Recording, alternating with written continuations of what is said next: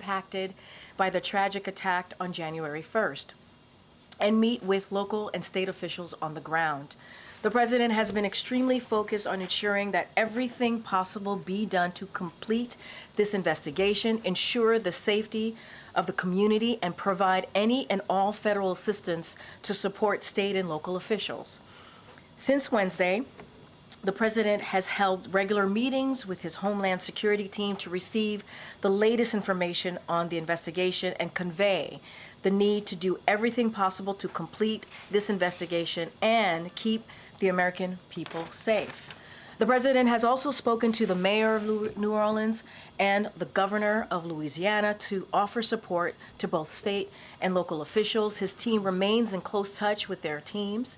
And as the president said earlier today, you heard him moments ago, he has spoken with the families of the victims.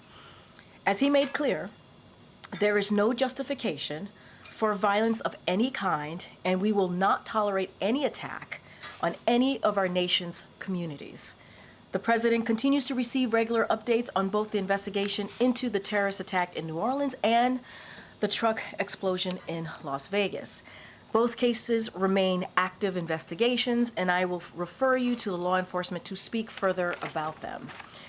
Next, as you all know, steel and steel workers who produce it are the backbone of our economy and national security, powering our autos, our infrastructure, our defense. Without domestic steel production and domestic steel workers, our nation is less strong and less secure. CFIUS evaluation determined this acquisition would place one of America's largest steel producers under foreign control and create a risk for our national security and our critical supply chains. And CFIUS referred the matter to the president for his decision. So the president took action to block the deal to U.S. Steel U.S. Steel remains a proud American company, American-owned, American-operated, by American union steelworkers, and the best in the world. The domestic steel industry is the strongest it has been in years because of the president's actions to level the playing field for American steel and American steel workers. And the United States remains an open economy with record foreign direct investments under President Biden's leadership. As foreign competitors like China distort global steel markets through unfair trade practices, such as dumping and overproduction, it is critical that we have a strong domestic steel industry that protects our national security and our supply chains. Today, the president demonstrated once again that he will always act to protect the security of this nation, as well as the resilience of our supply. And then, so with that, I'm going to, before I take questions, I wanted to add one more thing, which we haven't done in a while, which is talk about the week ahead, next week, and then we'll go into questions. In addition to his trip to New Orleans, the president and the First Lady will travel to Los Angeles, California on Monday.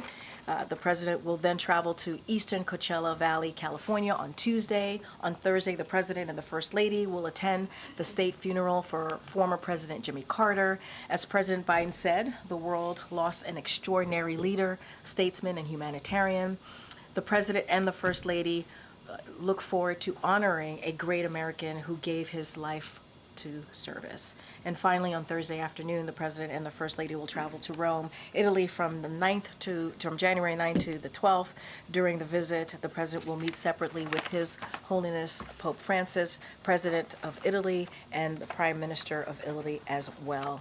And as always, we'll have more to share as we get closer to the trips and events to come. But before I even go to your questions, I have one more thing that I wanted to add, a personal note. Jeremy and Jacob, thank you so much for your service. They will be leaving our team. This is going to be next week is going to be really your last week, but we didn't have another opportunity to do this in the briefing room. So I just wanted to say thank you to both. You have been phenomenal to work with. I'm going to miss you both and wish you the best in your upcoming endeavors in your career. But just wanted to thank them here at the podium, and if you guys have a chance, make sure to offer up your well wishes to Jeremy and Jacob next week. And with that, you have the first question. Fatima. Thank you, Karine. I have three questions. Sure. Firstly, Treasury Secretary Janet Yellen has for years talked about friendshoring and countering the ambitions of China with allies. Will the president's decision on Nippon undercut efforts to strengthen relationships with our allies, and could this decision potentially damage the U.S.'s relationship with Japan? This is not about Japan. It's not. And you have watched this president really, in the last 4 years, strengthen his relationship with our allies, obviously abroad. And, we have worked certainly together to strengthen our economic partnership with Japan. We have been in touch with Japan and conveyed our thoughts directly to them. This is about the need. You heard me talk about how now U.S. Steel is going to stay American-owned and American-operated, and this is what's important to this president, and that he's been very clear about that. So this is about continuing that, making sure that we are strong domestically, towned, operated steel industry for our national security and for a resilient supply chain, and how important that would be. So. And I also stated at the top how, if you look at the work that this president has done over the last 4 years, the steel industry is the strongest. It's the strongest that it's been in years because of the actions that this president has done every day since day one to make sure that we protect that. And so the president believes that we need major U.S. companies representing major share of U.S. steelmaking capacity, and to keep leading that fight on behalf of America's national interest. And so that's why the president made this decision. He's always been very clear about that. We've always been very consistent about that. And so that's going to be our focus, continuing to be our focus, obviously. Earlier today, the president said he spoke with the families of the victims of the New Orleans attack. What did he tell them?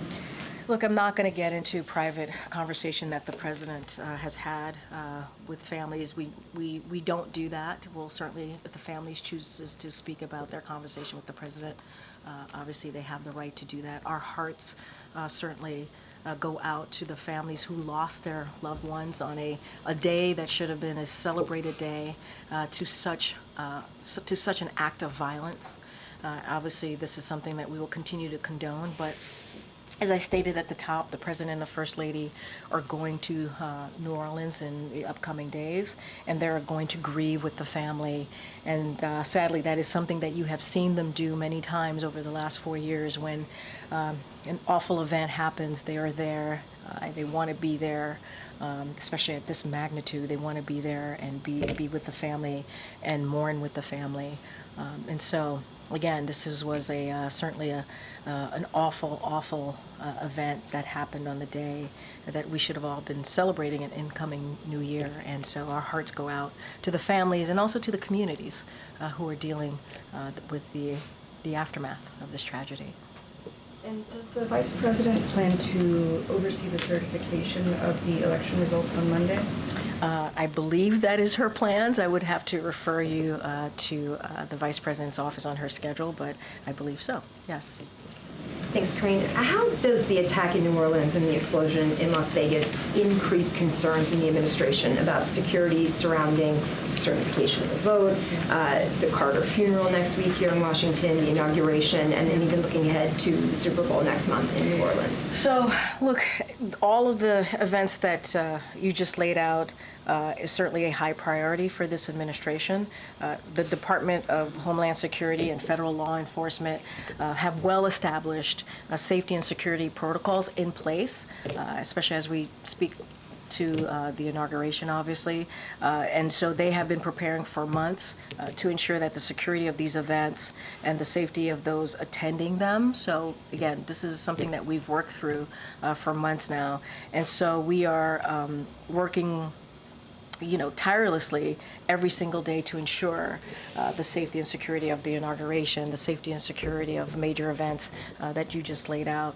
It is important to the president that we continue to protect, as I said at the top, American communities across the country, and certainly that's what the president's going to wants his team to focus on, and that's what they have been focusing on. Both suspects in New Orleans and Las Vegas served in the military. Does the president find that aspect of this troubling passing? And is he concerned about the problem of radicalization in the military? So look, I'm going to, obviously the FBI is continuing their investigation, so they can speak to the FBI and the Department of Defense, as you just stated, because of their status and affiliation to their military service. I would have to refer you to the Department of Defense to speak to that specifically. I don't want to get into a back and forth on this.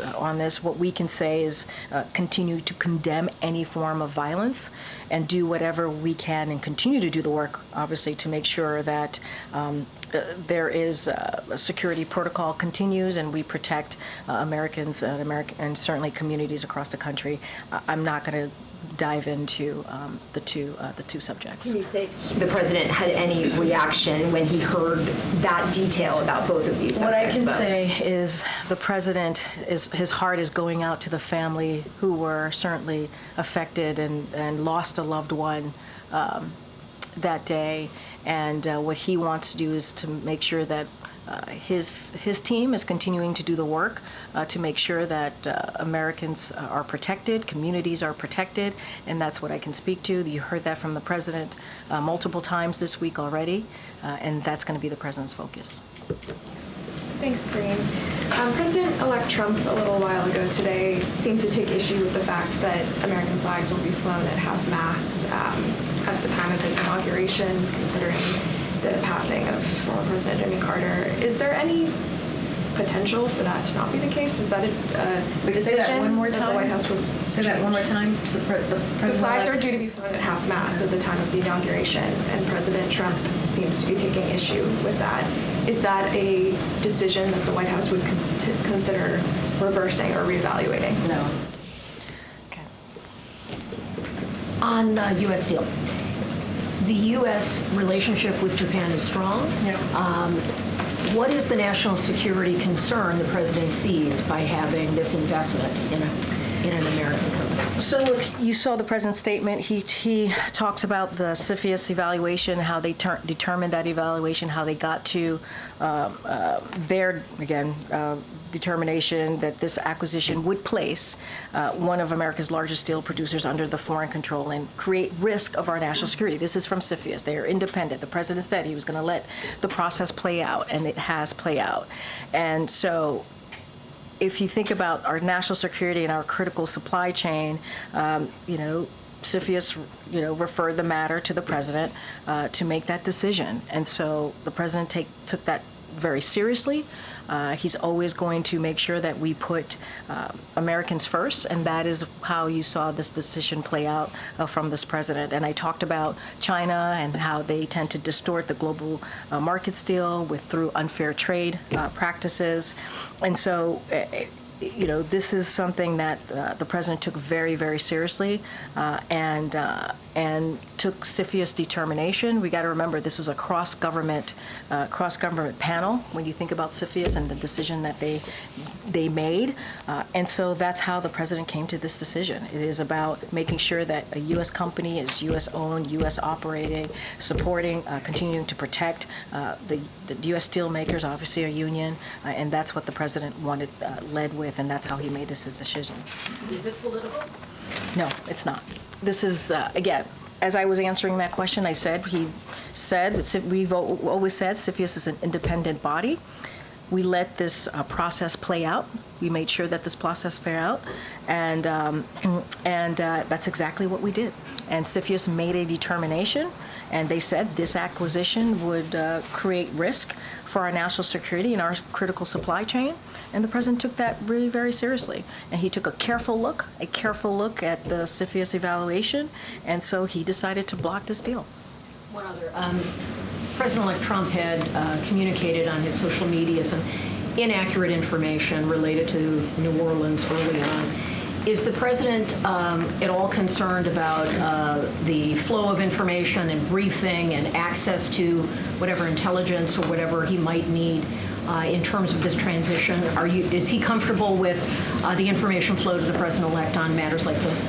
I mean, look, and I'm actually glad you asked this question, because one of the things that you all do as journalist body is that you were able to fact check and say that what was stated by the president-elect was simply false. And I think that is important, right? Which is why we respect the hard work that all of you do.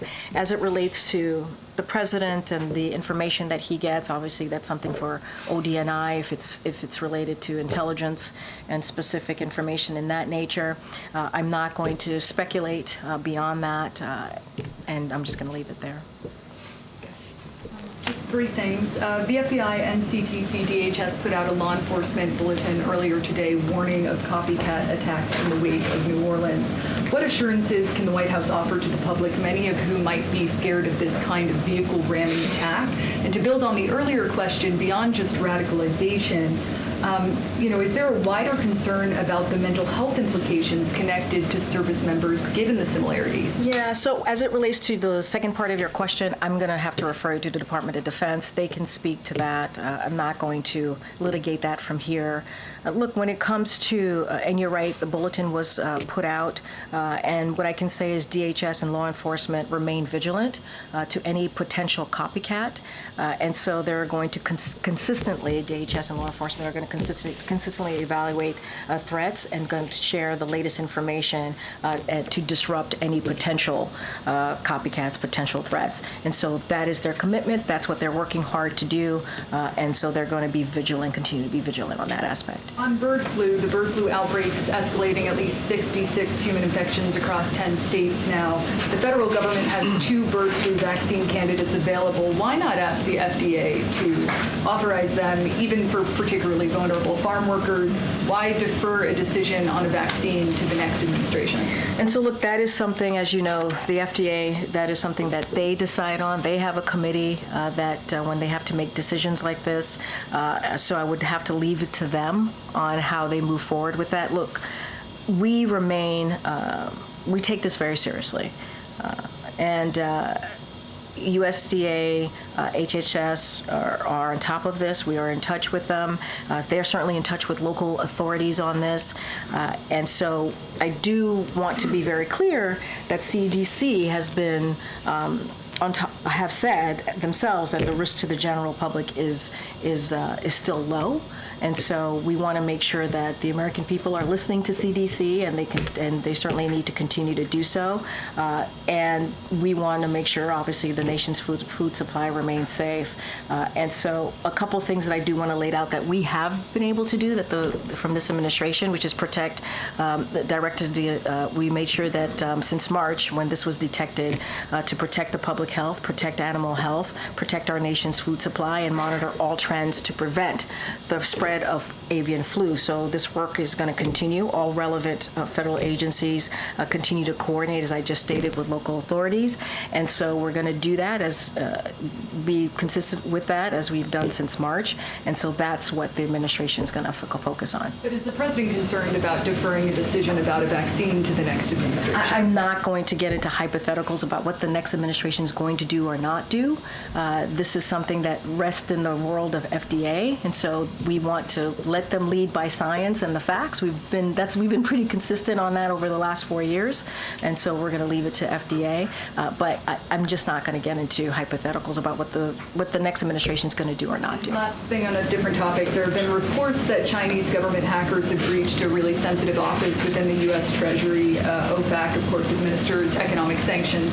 What more can you tell us about the scope of this and what information has been compromised? So what I can say is the president was briefed on this. We are closely tracking the incident. We're working to identify actions to mitigate the future risks to U.S. government networks. And anything further, I would have to refer you to the U.S. Treasury Department, FBI. They could speak to specifics on this particular incident.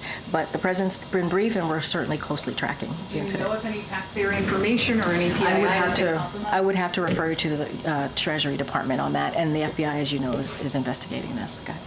Hi. Has the president signed the Social Security Fairness Act? So he will sign the Social Security Security Fairness Act in the upcoming days. Once we have that information, we'll certainly share with you on that particular date. Can you just clarify? My understanding was it would be pocket vetoed if you didn't sign it by noon today. Are you saying that's not the case? I can say to you that the president's going to sign it. I can't speak to the specifics of what you just laid out. I know the president is looking forward to signing that. U.S. Steel has warned that it may or likely would have to close steel mills if the deal fell through. To what degree did the president take that into consideration? So I can say this, that we are confident, the president is confident that domestic steel and domestic steel workers are going to continue to thrive because of the work that he's done, because of the commitment that he has had to this industry. As I said at the top, this is the strongest, it's in its strongest, the steel industry is the strongest that it's been in years because of what the president has been able to do.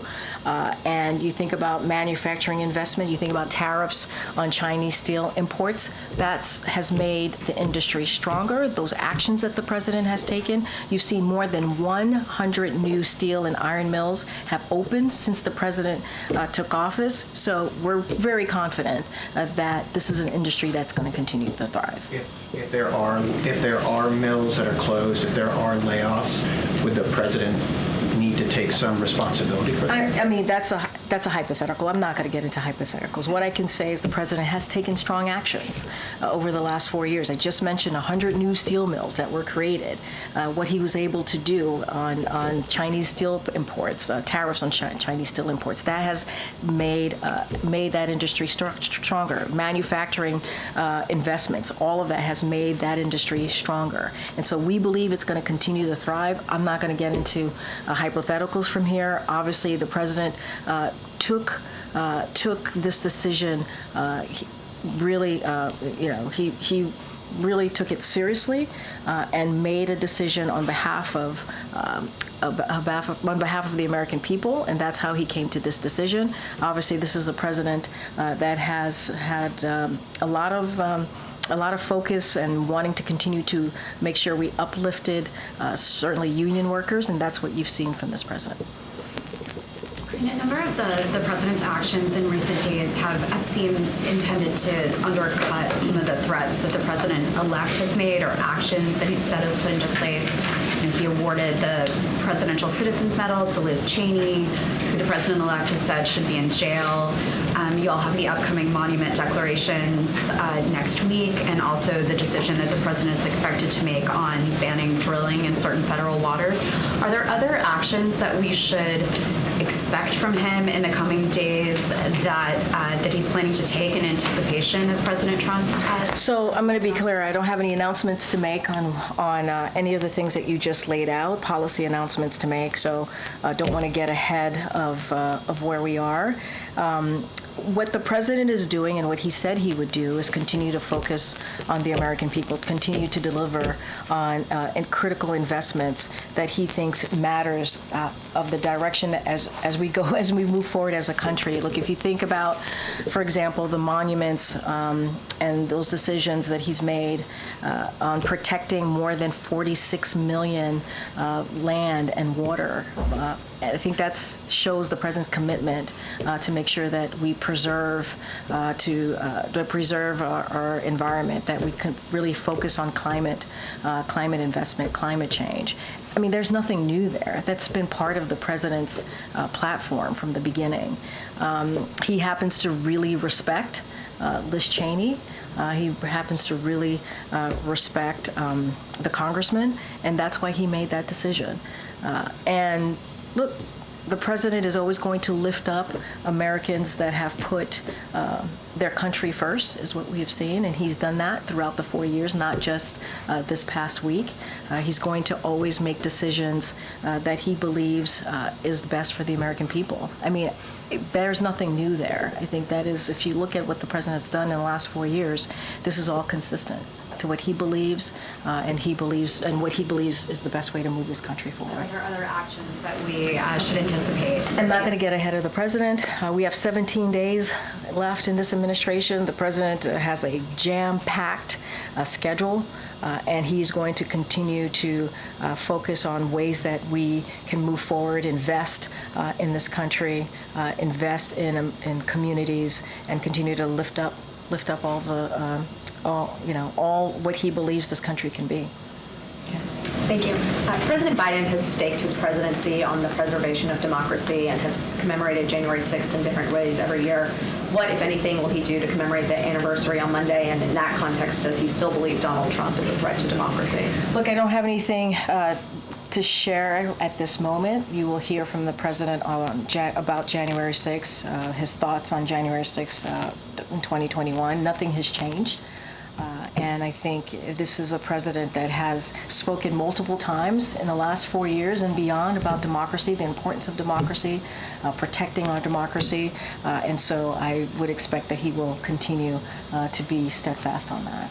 And then I imagine the president is reflecting on Jimmy Carter this week, and so much of Carter's legacy is his service to both the nation and the world in this post-presidency. So I wonder how President Biden is thinking about his own post-presidential service and what he wants that legacy to be. I'm not going to get ahead of this president. He's going to have an opportunity to speak to all of you. You're going to hear from him many times in the next 17 days about his thoughts about his presidency. I'm going to let him speak for himself. But I think if you look at the last 4 years, what he's been able to do, whether it's climate change, whether it's bringing the economy back on its feet, whether it's investment, manufacturing investment in this country, he's had a historic presidency. He's done more in one term than most presidents have been able to do in 2 terms. And that is just the facts. That is what we've been able to see from the Biden-Harris administration. So I think it speaks for itself, but as far as the president and his personal thoughts, his personal views, I'm going to leave it to him to speak to. Okay, Chairman.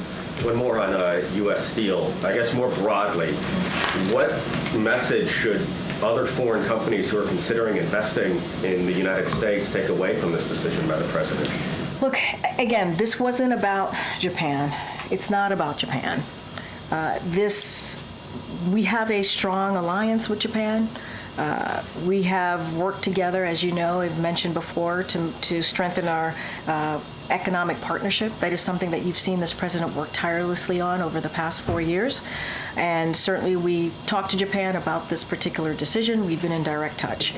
This is about a domestically owned, operated steel industry, and we're talking about our national security, of course, but also our supply chain, our resilient supply chain. And so that's what the president wanted to focus on. That's what you saw, this action from this president. And so that is going to be our focus. We're going to continue to work on our relationships with our allies across the globe. That is something that we're going to continue to do. I just talked about the president going to Rome next week. Certainly that is very important. The president in the past 4 years has been able to mend many of those relationships, and you've seen the president on the global stage and how those relationships have really mattered to our friends across the world. And so that's how we see this. This is not about Japan. This is about what is right for America and what is right, and how he saw the best way to move forward with this decision. Remember, CFIUS did this analysis, and they provided us with their thoughts, and the president took this very seriously. So it's specific to steel. That is sort of an industry that is maybe viewed differently than other, like whether it's IT or chips or any other industry that a lot of foreign investment has come into the country for. I think there's been a lot of foreign investment in other industries beyond steel. Yeah. Those investments are not at risk, or they shouldn't rethink those as a result of the U.S. steel decision. Let's step back. CFIUS took this on. It's an independent evaluation and an independent agency, and they gave their thoughts. They gave their report to the president, and the president made this decision. So let's not forget how we even got here. And so I'm not going to get into other industries. I'm focusing on what CFIUS presented to this president and the decision that the president made. You heard from him. He put out a statement on this in his voice, obviously, so you heard from directly. You heard from me on why the president made that decision. So that's why we are where we are today. Prior to the announcement today about U.S. Steel, Nippon Steel had said that it was going to sue if this decision came to be. Has there been any preparation for that? Was that involved in this? I'm not going to get into litigation, potential lawsuits from here. That is something I would refer to the Department of Justice. I'm just not going to do that. Be pretty consistent. Okay. Wait, did I call on you? You did. Okay, I got to call on somebody else. I'm sorry. Go ahead. Human rights and upholding international law has been made priority for the Biden administration. Say that one more time. Human rights and upholding international law has been a priority for this administration. But we're not disputing that, right? No, I'm not disputing that. You're correct. That is something that when I'm asked about it, we say that the president brings that up when he has meetings or bilateral meetings with world leaders. He brings that up, and it's always something that we certainly focus on, for sure. So I don't know if you've seen Amnesty International report, but basically the detailing the arrest of doctors, health workers in Gaza, and some of them has endured torture. On December 27th, Dr. Hussam Abu Safia, he's the doctor for Kemal Adwan Hospital, was arrested. And till now, we don't know what his whereabouts. And there is fear from Amnesty International for his life. What is the White House doing to talk with a close ally like yours, which is Israel, to make sure that his life is spared and he's safe? So on that particular matter, I don't have anything to share on any conversation on that specific amnesty situation. Obviously, when it comes to humanitarian assistance, we continue certainly to be concerned of the lack of humanitarian assistance. This is something that we talk directly with our Israeli counterparts in the government, and so we will continue to do that. You've seen Secretary Blinken and others who have gone into the region and had those conversations with Israel about that. I don't have anything to share about that particular instance. I would have to talk to the team, but that is something that we certainly take very seriously when it comes to humanitarian aid and humanitarian workers being able to be allowed to the job. But I can't speak to that particular report.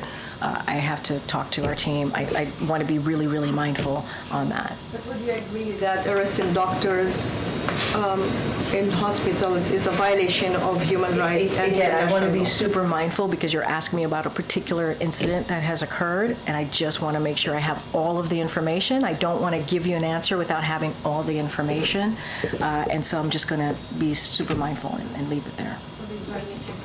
Okay, all right. Okay. Thank you. Is the president following the House Speaker election process today? He has worked with Mike Johnson. Does he want to see the process play out smoothly? So look, we've always been very clear from here, from this administration, that we do not inject ourselves into any leadership election that is happening in Congress. It doesn't matter if it's a Democrat or Republican, we stay out of it. The president's going to continue to focus on the job that he has ahead, 17 days of a jam-packed schedule, focusing on the American people. We're going to let Congress do their business. And why is the administration calling for cancer warning labels on alcohol now at the end of the term when there's minimal political capital? Were there conversations with Congress, and was there any pushback? So look, we obviously take any report that comes from an independent advisory. Obviously, we take the findings very seriously, as we do now. It is important that Americans are informed and about decisions that they have to make for themselves. As it relates to this particular report, I have to refer you to the Surgeon General's office, but certainly we take any independent advisory report very, very seriously. I don't have anything beyond that. Okay. Thanks, guys. I've got one from Fox. Thank you, everybody. Does the president still consider white supremacy the greatest terrorist threat to the United States?